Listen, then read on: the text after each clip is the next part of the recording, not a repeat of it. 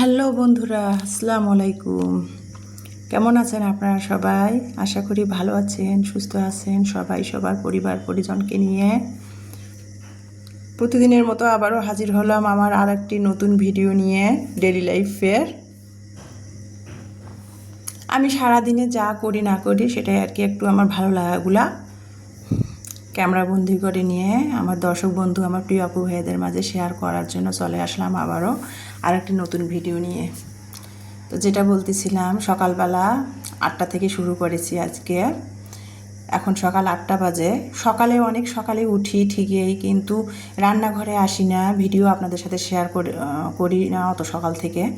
8টার দিকে চলে আসলাম রান্নাঘরে নাস্তা বানানোর জন্য। তো 8টা থেকে ক্যামেরাটা একটু অন করে আমার ভালো লাগাগুলো একটু করে ক্যামেরাবন্দি করে নেওয়ার চেষ্টা করেছি, সেটাই আপনাদের সাথে শেয়ার করতেছি।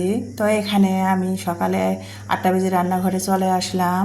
অফ ক্যামেরাতে আমি একটু আমার প্রতিদিনের মতো আজকেও এই স্যুপগুলো সয়াসিস তোকমা ভিজায় রেখেছি গ্লাসে রেখে, তারপরে এখানে রুটি বানাচ্ছি। ইমানি বলছে রুটি খাবে, ইলমা বলছে পরোটা খাবে।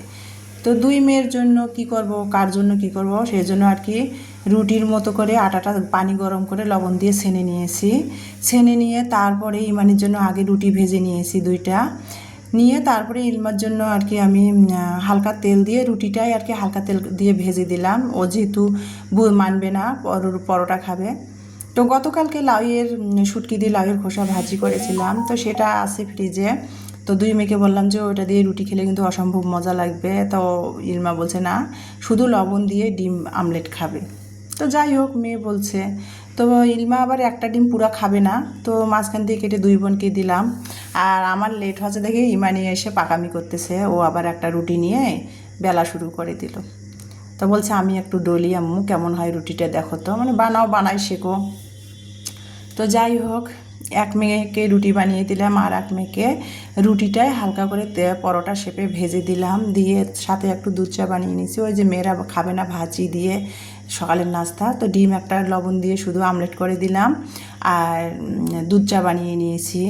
আর সকালবেলা যতই চাকে অ্যাভয়েড করেন না কেন, সকালবেলা কিন্তু নাস্তার সাথে সকালে ব্রেকফাস্টের সাথে একটু চা না খেলে, রচায় বলেন দুধ চায় বলেন, না খেলে কিন্তু সকালটা সতেজ মনে হয় না। যারা বিশেষ করে চা লাভার তারাই জানে, সকালে যদি একটু ঘুম থেকে উঠে নাস্তার সাথে যদি একটু চা না খান না, মনে হয় না যে সকালটা ফ্রেশনেসটা আমার মনে হয় মানে কাজ করে না, সতেজ লাগে না সকালটা। তো যাই হোক, সকালে একটু দুধ চা বানিয়ে নিয়েছি, যেহেতু দুই মেয়ে খাচ্ছে ডিম আমলেট দিয়ে, আমি একটু চায়ে ভিজে একটু রুটি খেয়ে নিলাম। তো আমিও আর কি একটা রুটি তেল দিয়ে ভেজে নিয়েছি, হালকা তেল দিয়ে, যেহেতু আমি তো ডিম খাবো না, দুই মেয়েকে ডিম আমলেট করে দিলাম। তো রুটি খেয়ে তারপরে এসবগুলোর পানি খেয়ে রুটি খেয়ে তারপরে চা দিয়ে রুটি ভিজাই খেয়ে তারপরে ফার্নিচারগুলো মোছা শুরু করে দিছি। প্রতিদিনই ফার্নিচার মুছি, মানে কোনো দিন আপনাদের সাথে শেয়ার করি, কোনো দিন করি না, ভালো লাগে না প্রতিদিন একই ভিডিও শেয়ার করতে। আর আমি তো হাউস ওয়াইফ, সংসারে কুটনো কাটা, বাসন মাজা, রান্না করা, সন্তান স্বামী সামলা, এটাই তো আমার কাজ। তো সেটাই আর কি আমার দর্শক বন্ধু, আমার প্রিয় আপুদের সাথে শেয়ার করি। আর তো কোনো কিছু পারি না যে শেয়ার করব। তো সেটা আর কি প্রতিদিন এক ভিডিও শেয়ার করতেও ভালো লাগে না। প্রতিদিনের কাজ এগুলা, প্রতিদিনে সকালে উঠে নাস্তা বানাই, ঘর বাড়ি ঝাড়মোছ করি, ফার্নিচার মুছি। তো কোনো দিন শেয়ার করি ভালো লাগলে, কোনো দিন শেয়ার করি না, ক্যামেরাবন্দি করে নেই না। তো আজকে একটু ভাবলাম যে তাহলে ক্যামেরাবন্দি করে নেই, প্রতিদিনে করি, তো আজকে একটু ক্যামেরাবন্দি করে নিলাম। মাঝে মধ্যে আর কি ক্যামেরাবন্দি করে নেই, আর প্রতিদিন আর নেওয়া হয় না। তো ফার্নিচারগুলো পরিষ্কার করতেছে আমার আজকে সকাল থেকে না, মানে রোদও নয়, কালকে তো 5টা 5:30টার দিকে আর কি বিকেলে একটু বৃষ্টি হয়েছে, 1 ঘন্টা 30 মিনিটের মতো। তো আজকে আবার সারা রাত মানে অনেক বাতাস ছিল, বৃষ্টি ছিল না। সকাল থেকে কিন্তু ওয়েদারটা মানে রোদ নাই, বাতাস আর কি, খুব বাতাস বইতেছে, বৃষ্টিও না রোদও না, মানে ওয়েদারটা আর কি আধো আলো হয়ে আছে, আর বাতাস প্রচুর বইতেছে। যাই হোক, মানে 10-12 দিন যে গরমটা গেল, মানুষের যায় অবস্থা।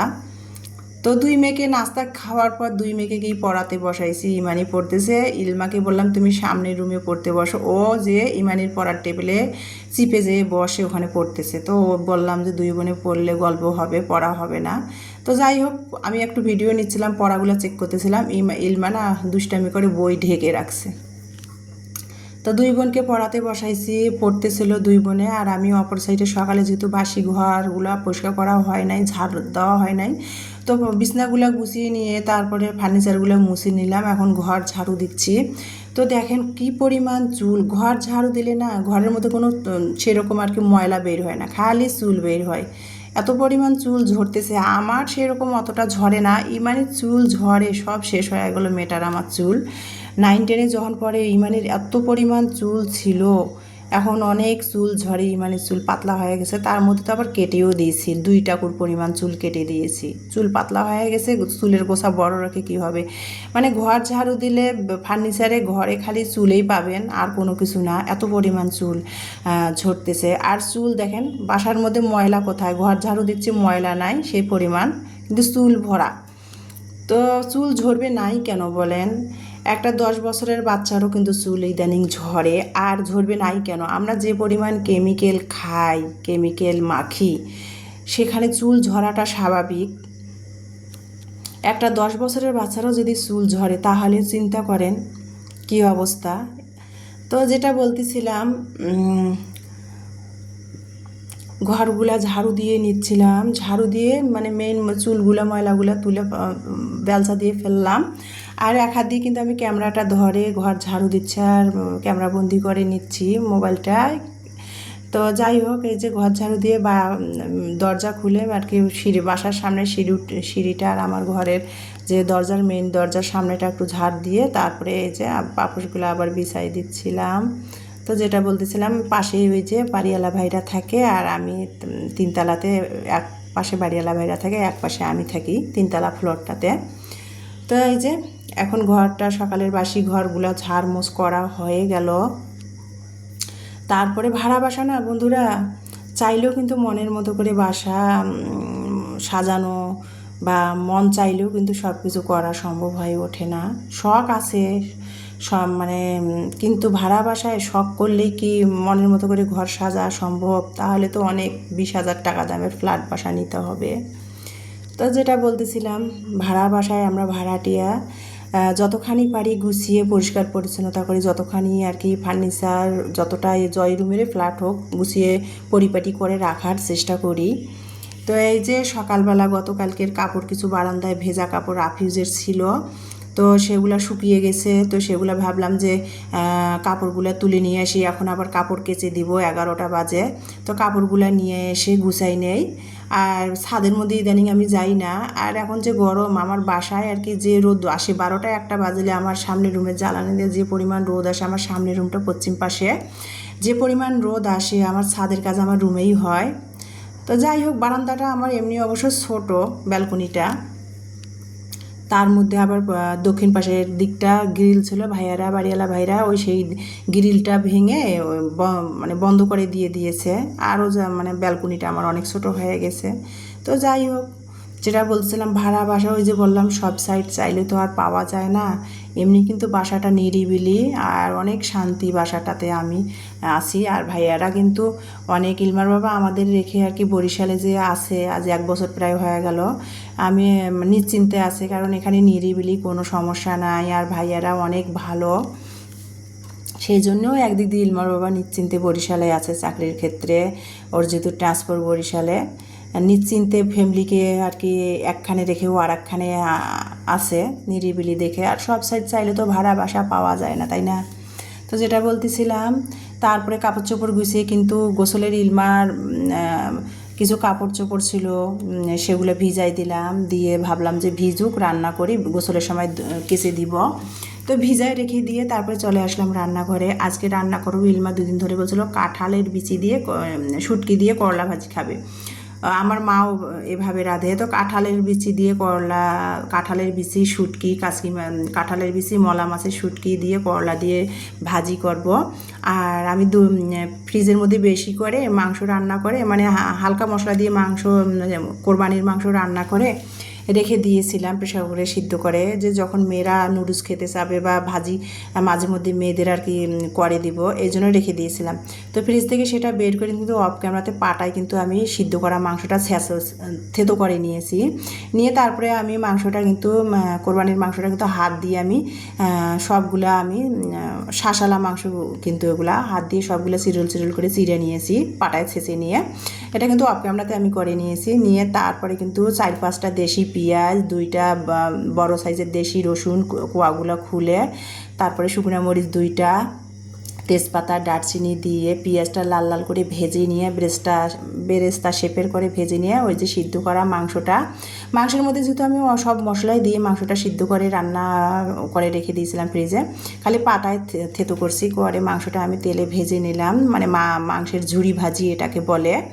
তো ইমানি নাকি ঝুরি ভাজি মাংসের খাবে, তো মাংসের ঝুরি ভাজিটা অপর চুলাতে করে নিলাম। নামাবার আগে ওই তো মাংসের মধ্যে সব মশলা তো আমি সিদ্ধ করার সময় দিয়ে দিয়েছিলাম, নামাবার আগে শুধু একটু গরম মশলা, আমার হাতে তৈরি করা গরম মশলা দিয়ে ভালো করে নেড়ে চেড়ে, একটু স্বাদ মতো লবণ দিয়ে ভালো করে নেড়ে চেড়ে মাংসটা ভাজি করে নিলাম, গরুর মাংসের ঝুরি ভাজি। আর করলাটা আর কি কাঁঠালের বিচি করলা শুটকি দিয়ে রান্না করলাম। তো করলাটা শুটকি দিয়ে কাঁঠালের বিচি দিয়ে কীভাবে রান্না করলাম, রসুন কাঁচামরিচ পেঁয়াজ কুচি করে দিয়ে তেলের মধ্যে একটু ভেজে নিয়েছি শুটকির সাথে একসাথে ভেজে নিয়ে তারপরে কিন্তু কাঁঠালের বিচি দিয়ে দিয়েছি। কাঁঠালের বিচি দিয়ে লবণ হলুদ আর একটু জিরা ধনিয়ার গুঁড়া দিয়ে ভালো করে নেড়ে ছেড়ে করলাটা দিয়ে দিয়েছি। করলাটা লবণ দিয়ে কষলায় নিয়েছিলাম, নিয়ে ধুয়ে তারপরে করলাটা দিয়ে ঢাকনা দিয়ে ভালো করে ভাজিটা রান্না করে নিলাম।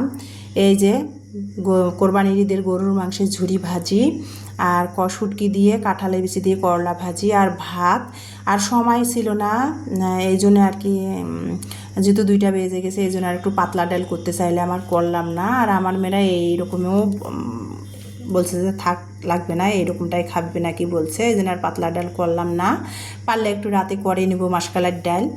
তো দুপুরবেলা করলা ভাজি কাঁঠালের বিচি শুটকি দিয়ে করলা ভাজি করেছি আর কোরবানির ঈদের গরুর মাংস ঝুরি ভাজি করেছি, সেটা দিয়ে দুপুরের খাবার খাচ্ছি। এখন বাজে 2টা, দুপুর 2টা আনুমানিক। তো খাবারটা খেতে খেতে আর কি আপনাদের কাছে একটা কথাই বলি বন্ধুরা, আমি সহজে কিন্তু আপনাদের কাছে কখনো লাইক কমেন্ট সাবস্ক্রাইব এগুলো বলি না। আমার ভিডিওটা যদি ভালো লাগে প্লিজ আমার পাশে থাকবেন ভালোবেসে। আমার ভিডিওটা দেখার জন্য আপনাদের সকলকে অসংখ্য অসংখ্য ধন্যবাদ জানাচ্ছি ও ভালোবাসা দোয়া আপনাদের সকলের জন্য। আর ভিডিওটা যদি ভালো লাগে প্লিজ সুন্দর একটা লাইক দিয়ে সুন্দর একটা গঠনমূলক কমেন্ট করবেন। সেই কমেন্ট ধরে কিন্তু আমি আপনাদের সময় সুযোগ করে আপনাদের পরিবারে যেতে পারবো। আর কমেন্ট না করলে কিন্তু আমি বুঝতে পারবো না, লাইক দিয়ে কমেন্ট না করলে কিন্তু আমি বুঝতে পারবো না কারা আমার পরিবারে এসে আমার চ্যানেলটাকে ভিজিট করে চলে গেছেন। প্লিজ সুন্দর করে একটা লাইক দিয়ে কমেন্ট করবেন আর কি, কমেন্ট অনুযায়ী আমি আপনাদের পরিবারে সময় সুযোগ করে যেয়ে আপনাদের চ্যানেল ভিজিট করে আসব। তো দুপুরের খাবার খাচ্ছি গরুর মাংসের ঝুরি ভাজা আর কাঁঠালের বিচি করলা দিয়ে শুটকি দিয়ে ভাজি করেছি। তো এই যে গতকালকের সন্ধ্যাবেলা গতকালকের একটু ম্যাঙ্গো কেক বানিয়েছিলাম গ্যাসের চুলায়। তো বিকালের নাস্তা আর কি, সকালে যেহেতু চা খাইছি বিকালে আর চা খাবো না, ম্যাঙ্গো কেকটা খাচ্ছি। খেতে খেতে ভিডিও থেকে বিদায় নিচ্ছি। আল্লাহ হাফেজ।